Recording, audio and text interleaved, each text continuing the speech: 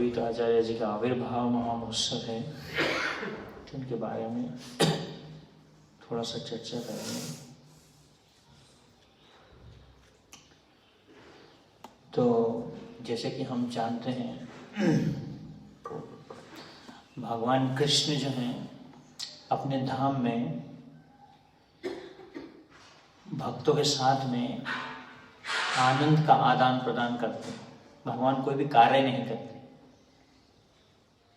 भगवान कुछ क्रिएशन नहीं करते और ना ही वो इस भौतिक जगत के जो क्रिएशन है उसमें पार्टिसिपेट भी नहीं करते, सृष्टि में।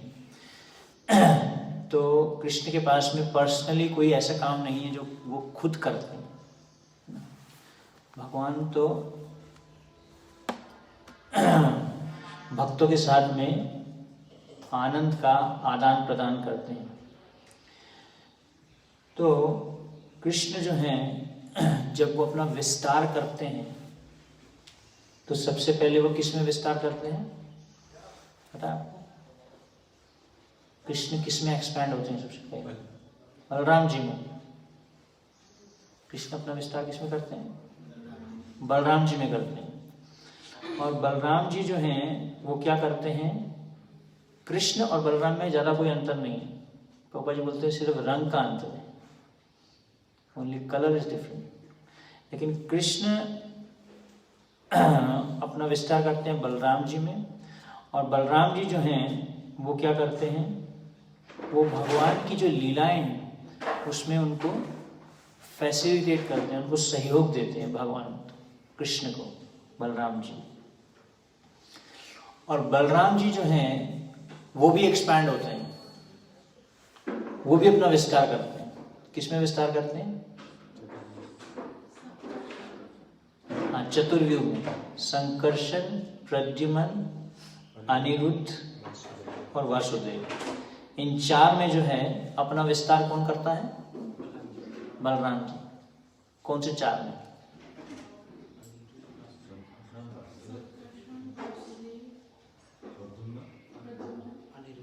अनिरुद्ध। चार में जो अपना विस्तार करते हैं कौन? बलराम जी।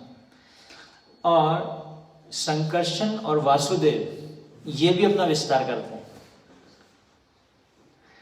ये विस्तार किसमें करते हैं?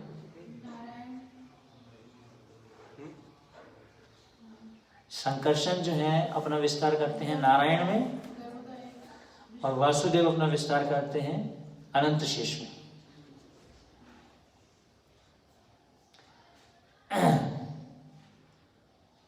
सॉरी वासुदेव अपना विस्तार करते हैं नारायण में, और संकर्षण जो है अपना विस्तार करते हैं नारायण में, और वासुदेव अपना विस्तार करते हैं अनंत शेष में। और फिर उसके बाद में संकर्षण जो है दोबारा अपना विस्तार करते हैं, और जब अपना विस्तार करते हैं तो वो किस में विस्तार करते हैं? महाविष्णु के रूप में। 3 प्रकार के विष्णु होते हैं, पता है आप लोगों को? 3 विष्णु, किसको पता? 3 विष्णु। यस, महाविष्णु, क्षीरोदक्षाय विष्णु, गर्भोदक्षाय विष्णु। हाँ, 3 विष्णु हैं। तो ये 3 विष्णु कहाँ से आते हैं? संकर्षण से। तो संकर्षण जो है अपना विस्तार करते हैं महाविष्णु में, और जो महाविष्णु हैं वो क्या करते हैं? पूरी सृष्टि बनाते हैं। Mahavishnu is the original source directly of material existence. It is explain कारण दक्षिण विष्णु और महाविष्णु। तो महाविष्णु का एक और नाम है कारण दक्षिण विष्णु भी है, क्योंकि वो कारण दक्षिण विष्णु नाम क्यों? क्योंकि वो कारण सागर में है। Because he lays in the causal ocean, and what is this causal ocean? तो जो कारण सागर है वो क्या है? महाविष्णु का पसीना है। महाविष्णु के पसीने से क्या बना है? कारण सागर। इसलिए उनको क्या बोलते हैं? कारणों दक्षाई विष्णु। किसको बोलते हैं? किसको बोलते हैं? कारण दक्षाई विष्णु किसको बोलते हैं?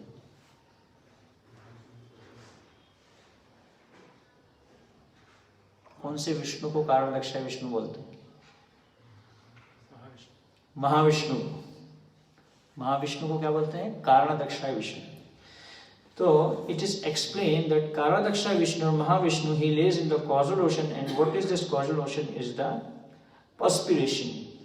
While laying in the causal ocean, he is so big that when he exhales, तो जब कारण सागर में महाविष्णु लेटते हैं, तो जब वो अपने सांस को बाहर लेते हैं तो अनंत ब्रह्मांड उनके सांस से निकलते हैं। एक बार सांस निकाला, जैसे आप लोगों ने अनुलोम विलोम किया, अनुलोम विलोम करते ना, यहाँ पे नाक में ऐसा लग रही है, सांस लिया आपने, एक बार सांस लिया, बहुत सारे ब्रह्मांड बन गए। और जैसे ही सांस निकाला, so it is said that he is so big that when he exhales, uncountable, innumerable universes emanate from his nostril. तो उनकी नाक से जो है, नासिका से करोड़ों ब्रह्मांड निकल जाते हैं। And the pores of his body like the bubbles, and those universes are floating in the causal ocean. और जो उनके ये जो बाजू में जो पोर्स होते हैं, जो हमारे जहाँ से पसीना निकलता है, उसमें से भी बहुत सारे ब्रह्मांड निकलते हैं। किसके? कारणदक्षाय विष्णु के। कारण है ना वो, सर्व कारण कारणम। ब्रह्मा जी बोलते हैं ना, सर्व कारण कारणम। तो सृष्टि के कारण कौन है? बड़े बड़े साइंटिस्ट स्पेकुलेशन करते हैं कि ये सृष्टि कैसे बनी। बोलते हैं बहुत बड़ा ब्लास्ट हुआ, बिग बैंग हुआ, एक बम फूटा और उससे पूरी सृष्टि बन गई।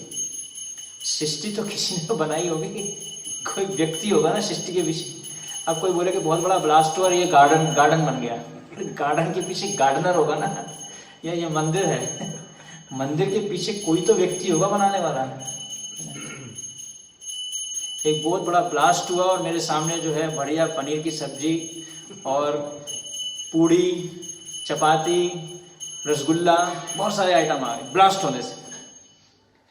तो ऐसे थोड़ी ना सृष्टि की रचना होती है ना। जैसे हमने भागवतम में चर्चा कर रहे हैं, श्रीमद् भागवतम के फर्स्ट कैंटो के पहले श्लोक में बताया है, जन्मादि अस्य यतः, हर एक चीज का जो स्रोत है वह स्वयं कृष्ण है। तो एक बम फूटने से थोड़ी ना कोई सृष्टि होती है, बम फूटने से तो विनाश होता है। तो कहने का अर्थ ये है कि महाविष्णु जो हैं उनके पोर्स से जब उन्होंने सांस बाहर लिया तो करोड़ों ब्रह्मांड निकलते हैं। तो जो महाविष्णु हैं वो भी अपना विस्तार करते हैं। वो किसमें विस्तार करते हैं पता है आपको? शीलोदक्षाय और गर्भोदक्षाय विष्णु। तो जब ब्रह्मांड बनते हैं, बहुत सारे ब्रह्मांड बनते हैं, इतने सारे जब ब्रह्मांड निकलते हैं उनके शरीर से, तो वो उन ब्रह्मांडों में घुस जाते हैं। ब्रह्मांड मतलब 14 प्लैनेटरी सिस्टम, जिसमें 14 प्लैनेट्स होते हैं। उस हर ब्रह्मांड में एक विष्णु जाते हैं, उनको क्या कहते हैं? गर्भोदक्षाय विष्णु। जो पृथ्वी के गर्भ में जाते हैं उनको गर्भोदक्षाय विष्णु कहते हैं। और वही विष्णु हमारे जो जीव हैं, जितने भी आत्माएं हैं, उनके शरीर में भी जाते हैं। प्रभुपाद जी बोलते हैं 2 प्रकार की आत्माएं हैं हमारे शरीर में, एक तो आत्मा है और एक परमात्मा है, जो हमारी हर एक एक्टिविटी को नोट करता है ना। कभी कभी हम सोचते हैं कि हम छुप के जो है महाप्रसाद खा लेंगे, किसी को पता नहीं चलेगा, सीक्रेटली खा लेंगे, लेकिन भगवान सब नोट कर रहे हैं। कभी कभी हम छुप के कुछ करना चाहते हैं। एक भक्त ने बोला कि hiding is in the mode of ignorance. छुप के कुछ करना मतलब तमोगुण का लक्षण है ना। तो जब भी हम छुप के कुछ करते हैं, है ना, तो इसलिए भगवान जो है हर एक चीज को नोट करते हैं। ऐसे जो हैं 12 साक्षी बताए गए हैं, 4 दिशाएं हैं, सूर्य है, चंद्रमा है, ऐसे करके 12 साक्षी बताए गए हैं, जिसमें से एक 13वें हैं परमात्मा या कारण शीलोदक्षाय विष्णु। एक है महाविष्णु, शीलोदक्षाय विष्णु, गर्भोदक्षाय विष्णु। तो यहाँ पे बताया जा रहा है कि from Mahavishnu he personally expands himself to enter into each of this tiny little universes in comparison to him. तो मतलब कि बताया जा रहा है कि जो ब्रह्मांड है वो जो ब्रह्मांड होता है, एक ब्रह्मांड, उसका साइज क्या होता है, उसको बोला जा रहा है टाइनी यूनिवर्स। टाइनी मतलब बहुत छोटा होता है। एक ब्रह्मांड 14 प्लैनेटरी सिस्टम, मतलब कि बहुत ही छोटा होता है एक ब्रह्मांड। पता है कितना? सरसों का एक जो दाना होता है, देखा आपने सरसों का दाना? हम एक बार खेत में थे तो वहां पे बहुत सारे सरसों के दाने पड़े होते थे, हम देख रहे थे सरसों का दाना, एक छोटा सा बिल्कुल सरसों का दाना होता है। उसके इक्विवेलेंट एक ब्रह्मांड होता है जिसमें 14 प्लैनेटरी सिस्टम है। तो एक बार जो है प्रभुपाद जी के एक शिष्य जो है, प्रभुपाद जी ने देखा कि उनमें थोड़ा अहंकार आ गया, तो प्रभुपाद जी ने बोला कि इस जो महाविष्णु हैं उनके शरीर से कितने करोड़ों ब्रह्मांड निकलते हैं, और कहीं उन ब्रह्मांडों में 14 प्लैनेटरी सिस्टम है। उन प्लैनेटरी सिस्टम में कितने सारे जो है अलग अलग, अगर उसमें से एक पृथ्वी को लेते हैं, पृथ्वी में कितने सारे जो हैं देश है ना, पूरी पृथ्वी में कितने सारे देश, उनमें से एक देश भारत है। भारत में एक ऐसे करके शहर, स्टेट में एक छोटा सा गांव, ऐसे करके जब देखेंगे तो फिर उसमें प्रभुपाद जी बोलते हैं कि उसमें एक ये है जीव, इसका क्या साइज होगा, है ना। तो उस प्रभुपाद जी अहंकार को तोड़ते हैं कि जो अहंकार है, हम सोचते हैं कि हम बहुत बड़े हैं। भगवान विष्णु का जो ब्रह्मांड है, अभी युद्ध होता है एक एक देश का, एक एक बाउंड्री को लेके कि ये मेरी बाउंड्री, ये मेरी बाउंड्री उस पर युद्ध हो जाता है दो देशों का कि ये मेरी बाउंड्री, वो मेरी बाउंड्री। लेकिन कितने साल, 50 साल, 60 साल, 70 साल, 80 साल लोग जो है प्रॉपर्टीज के बारे में झगड़ा करते हैं। प्रॉपर्टीज, ये मेरी प्रॉपर्टी, ये तेरी प्रॉपर्टी। जो पूरा का पूरा महाभारत का युद्ध हुआ था वो प्रॉपर्टी के चक्कर में हुआ था। प्रॉपर्टी जो है वो पांडवों को नहीं मिली, और पूरी की पूरी प्रॉपर्टी दुर्योधन सोचा मैं लेके बैठ जाऊंगा, ना दुर्योधन ना पांडव रहे। तो कहने का अर्थ ये है कि हम जो है ब्रह्मांड के कंपैरिजन में हमारा साइज इनसिग्निफिकेंट है। जो आपके बाल का अग्रभाग होता है, उसका जो टिप होता है, अगर उसके ऐसे बताया गया कि समथिंग सम 1000 टुकड़े कर दिए जाए ना, 8,000 और समथिंग लाइक दैट, एग्जैक्टली ऐसा साइज बताया गया कि जो है आत्मा का क्या साइज है। तो इतने इनसिग्निफिकेंट, लेकिन कभी कभी हमारे मन में अहंकार आ जाता है, कभी कभी तो नहीं, हर समय आता है। I am the doer, I am doing this, I am doing that, I did this सेवा, मैंने ये सेवा किया, मैंने ये कार्य किया। तो हमारे को लगता है कि हम एक इम्पॉर्टेंट व्यक्ति हैं, we are very important souls, we have to be given importance. तो हम बहुत ही इनसिग्निफिकेंट है अगर इसको कंपेयर किया जाए। तो महाविष्णु जो हैं वो हर एक महाविष्णु एक्सपैंड नहीं होते। महाविष्णु जो हैं वो जो गर्भोदक्षाई विष्णु है वो एक एक ब्रह्मांड में एंट्री करते हैं, तो उसको क्या कहते हैं? गर्भोदक्षाई विष्णु। पृथ्वी के गर्भ में एक विष्णु एंटर करते हैं, है ना। तो गर्भोदक्षाई विष्णु जो हैं वो जब दृष्टिपात करते हैं, after creating each universe and entering as Garbhodaya Vishnu with his eyes. So Mahavishnu enters into each of these little universes as Garbhodakshaya Vishnu, but then Mahavishnu, after creating each universe and entering as Garbhodakshaya Vishnu with his eyes, तो महाविष्णु जो है अपना दृष्टिपात किस पे करते हैं? जितने भी ब्रह्मांड हैं उनको एक्टिवेट करते हैं, जितने भी ब्रह्मांड हैं। तो मैं ये सब क्यों चर्चा कर रहा हूँ, इसका अद्वैत आचार्य जी से बहुत बड़ा रिलेशन है, वो मैं अभी आऊंगा पॉइंट पे। तो बस ये छोटा सा एक बेसिक फिलोसफिकल कॉन्सेप्ट हमें पता होना चाहिए कि अद्वैत आचार्य हैं कौन। श्री कृष्ण चैतन्य, रोज हम मोहम्मद का जप करते हैं ना, श्री कृष्ण चैतन्य प्रभु नित्यानंद श्री अद्वैत गदाधर श्रीवास आदि गौर भक्त वृंदा, है ना। तो श्री कृष्ण चैतन्य, चैतन्य महाप्रभु कौन है? स्वयं भगवान है। फिर कौन है? प्रभु नित्यानंद। कौन है नित्यानंद प्रभु? बलराम जी। श्री अद्वैत, अद्वैत आचार्य कौन है? महाविष्णु। गदाधर, गदाधर पंडित कौन है? श्रीमती राधा रानी। एंड शिवास, नारद मुनि। तो अद्वैत आचार्य कौन है? महाविष्णु। महाविष्णु मतलब कारणदक्षाई विष्णु। महाविष्णु, फिर गर्भोदक्षाई विष्णु, फिर क्षीरोदक्षाय विष्णु। ये 3 विष्णु हमें पता होने चाहिए।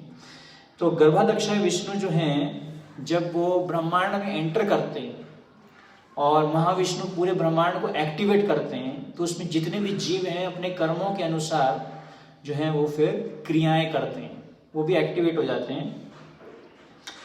और इसलिए पृथ्वी को माँ बताया गया है, और गर्भोदक्षाय विष्णु जो है वो महाविष्णु और कारादक्षाय विष्णु जब उसका दृष्टिपात करते हैं तो वो क्या है, पिता के समान है।